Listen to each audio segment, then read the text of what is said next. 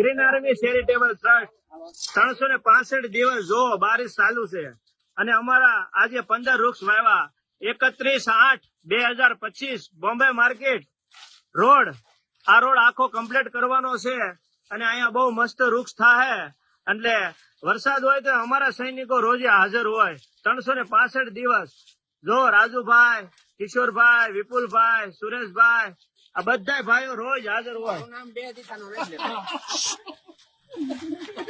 જો 365 દિવસ કામ કરતી ગ્રીન આર્મી ચેરિટેબલ ટ્રસ્ટ રોજ સવારે 5 થી 8 વૃક્ષ રોપણ માટે આવી જાય અને 8 વાગે હવાના ઘેરે ધંધે વહી જાય એકો દિવસ રજા નહીં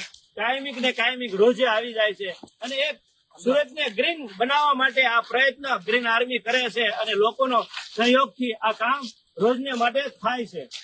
ભારત માતા કી જય.